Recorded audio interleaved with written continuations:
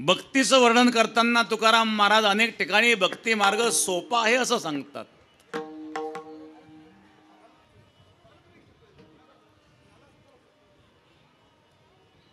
आणि मग भक्ती मार्ग जर सोपा आहे तर इथं कठीण का सांगितलं? हा उपदेश तुकोबारायांनी कोणाला केलेला आहे? भक्ताला केलेला आहे का अभक्ताला केलेला आहे का आणखी कोणाला केलेला आहे?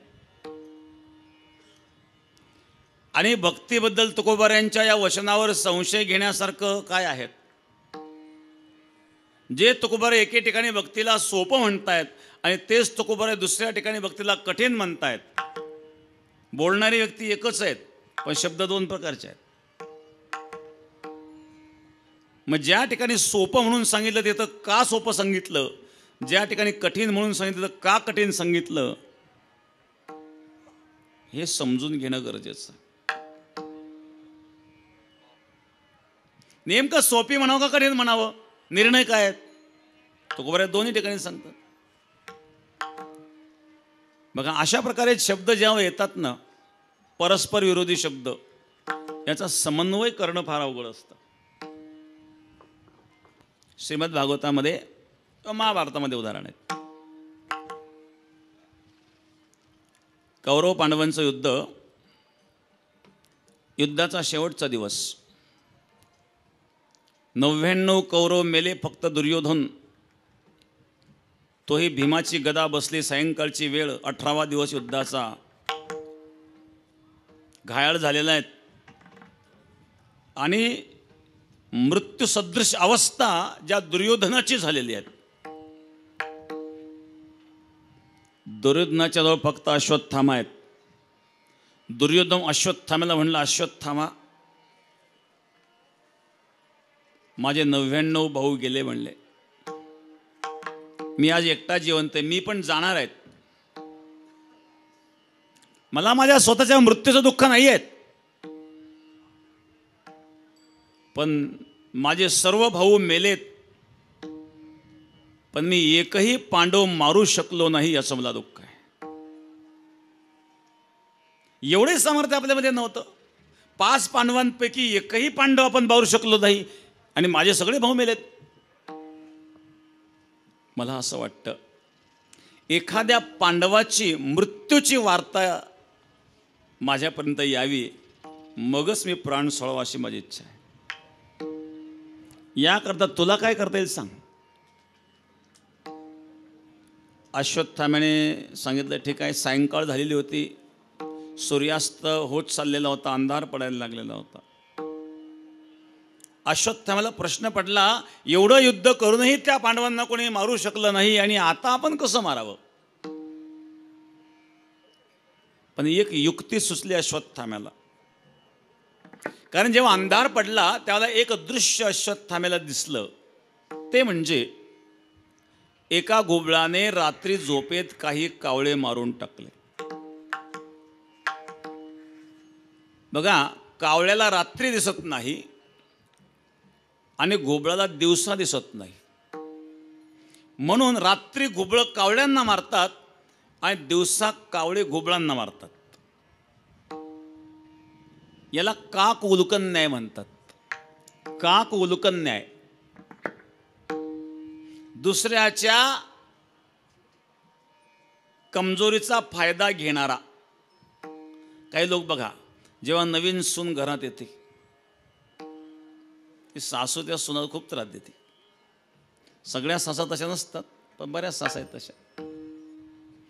त्या सासू पण जरा तरुणच असते, पण हळूहळू सासू जेव्हा थकायला लागते त्याला मग ताबा सुनेचा येतो. ताबा सुनेचा येतो तेव्हा सून मग ते वचपा काढून घेते. याचा अर्थ काय झाला? यालाच म्हणतात काक उलकन न्याय. दुसऱ्याच्या कमजोरीचा फायदा घेणाऱ्या वृत्ती आहे ही कावळ्याची आणि घुबडाची वृत्ती असते. म्हणून दुसऱ्याच्या कमजोरीचा कधी फायदा घेऊ नये. एका घुबडाने झोपेत काही कावळे मारलेत.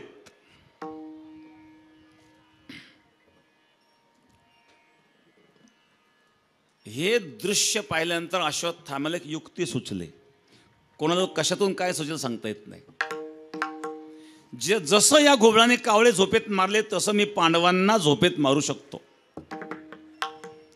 आणि मग अश्वत्थाम्याने निर्णय घेतला पांडवांना झोपेत मारण्याचा.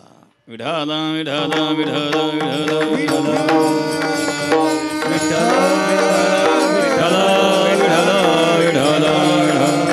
हो, कथा लांबणंच काय, मी कथा सांगण्यात वेळ घेणार नाही. काय घडलं ते माहिती आहे आपल्याला. पांडवांऐवजी पांडव पुत्रांना झोपेमध्ये अश्वत्थाम्याने मारलं. त्याचे शिर दुर्योधनाकडे घेऊन गेलात. दुर्योधनाला वाईट वाटलं. अरे अश्वत्थाम्या, मी तुला पांडवांना मारायला सांगितलं, पांडव पुत्रांना नव्हे. अशा प्रकारे बोलून दुर्योधनाचा मृत्यू झाला. पण ज्याला अर्जुनाने अश्वत्थाम्याला धरून आणलं द्रौपदीच्या समोर, द्रौपदी, तुझ्या 5 पुत्रांची हत्या करणार हत्यारा तुझ्या समोर आहेत, सांग याला कोणती शिक्षा करायची. अपराधाने तुझा केलेला आहे. तेव्हा द्रौपदी म्हणली अश्वत्थाम्याला सोडून द्या. भीम म्हणला अर्जुन, तू सोडलं तरी मी सोडणार नाही. द्रौपदी, तुझ्या 5 पुत्रांची हत्या ज्यांनी केली तर तू सोडून द्या का म्हणतेस? तुला दुःख नाही का तुझ्या मुलांच्या हत्येचं? द्रौपदी म्हणले मला दुःख आहे, पण कारण सांगितलं. 3 दिवसापूर्वी द्रोणाचार्यांचा मृत्यू झालेला आहे.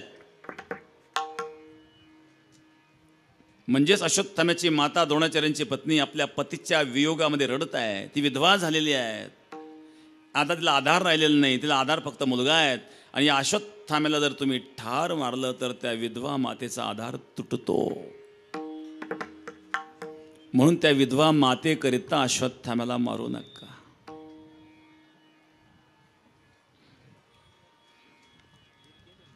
माझे मेलेले मुलं पुन्हा जिवंत होणार नाहीयेत. अश्वत्थामा अपराधी, अश्वत्थाम्याला दंड दिला पाहिजे, पण तो दंड देण्याच्या अनेक पद्धती असतात. मृत्यूदंडच दिला पाहिजे असं नाही आहे. तेवढ्यात अर्जुनाने भगवंताकडे पाहिलं काय करावं. तेव्हा भगवंताने अर्जुनाला जे उत्तर दिले ते फार महत्वाचं आहे. ब्रह्मबंधुर्न हंतव्य आतता एव धारहणः. याचा अर्थ असा आहे, अश्वत्थामा गुरुपुत्र आहेत, ब्राह्मणपुत्र आहेत, म्हणून न हंतव्य, त्याला ठार मारू नये. परंतु आतताई आहे, हत्यार आहे, आणि म्हणून त्याला जिवंतही ठेवू नये. बघा सल्लागार. गुरुपुत्र असल्यामुळं मारू नये, हत्यार असल्यामुळे जिवंत ठेवू नये. मग एक तर मारू नये म्हणाव किंवा जिवंत ठेवू नये म्हणाव. दोन्हीपैकी दोन्ही शब्द कसे काय बोलत? एकच व्यक्ती दोन्ही शब्द कसे बोलतो? आणि काढणाऱ्याने अर्थ काय काढावा? भगवंतांनी सल्ला काय दिला? ब्रह्मबंधुर्न हंतव्य. ब्राह्मण पुत्र आहेत, गुरुपुत्र आहेत, म्हणून न हंतव्य, मारू नये.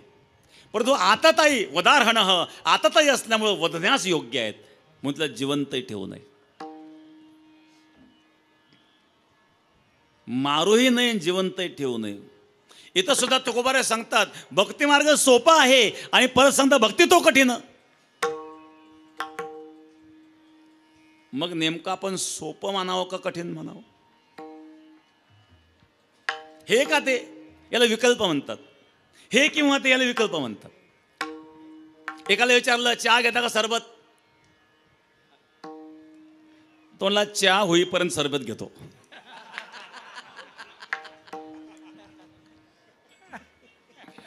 त्याला काय विचारलं चहा घेता का सरबत? हे किंवा ते, दोन्हीपैकी. तोंडला चहा होईपर्यंत सरबत घेतो, म्हणजे दोन्ही घेतोय तो.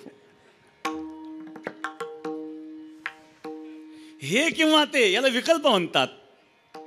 आणि दोन्ही गोष्टींचा स्वीकार याला समुच्चय म्हणतात. त्याने काय केलं? दोन्हीचा स्वीकार केला. चहाचा स्वीकार केला, सरबताचा स्वीकार केला.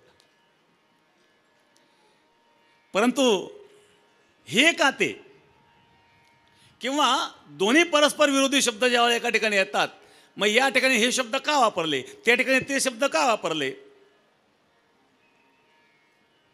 तुकोबाऱ्यांनी काही ठिकाणी कठीण शब्द का वापरले, काही ठिकाणी सोपे शब्द का वापरले, मग कठीण शब्द का वापरले त्याची कारण काय, सोपे शब्द का वापरले त्याची कारण काय, याचा अर्थ याची वेगवेगळी कारणं असू शकतात.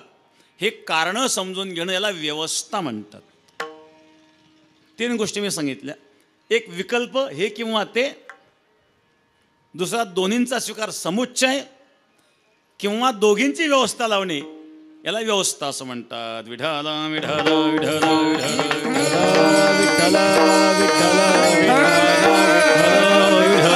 विठ्ठल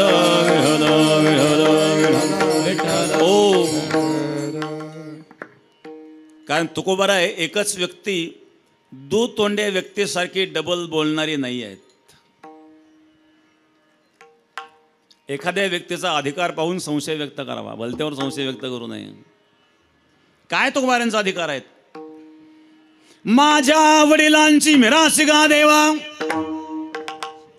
तुझी चरण सेवा पांडुरंगा. 7 पिढ्यांपासून पांडुरंगाची सेवा ज्यांच्या परिवारात आहेत त्यांच्याबद्दल भक्तीविषयी संशय व्यक्त करणं उचित नाही. काय तुकोबारांचा अधिकार आहेत?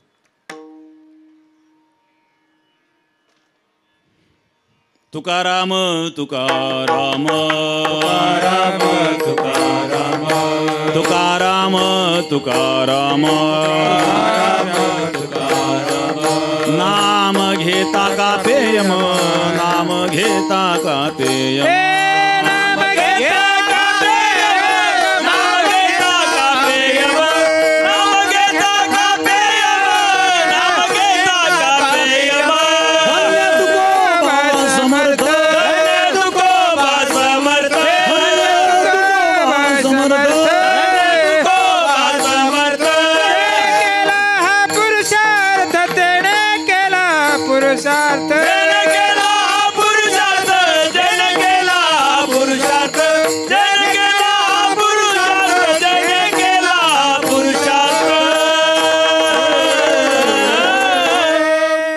तुकाराम नामाचा उच्चार केल्यानंतर काळाला भय वाटावं, हा अधिकार आहे.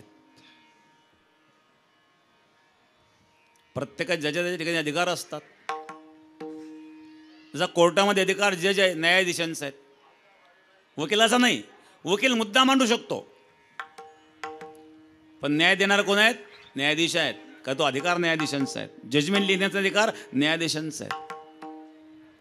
घरात अधिकार कोणाचा आहेत? घरात तुमचा अधिकार नाही, महिलांचा आहे.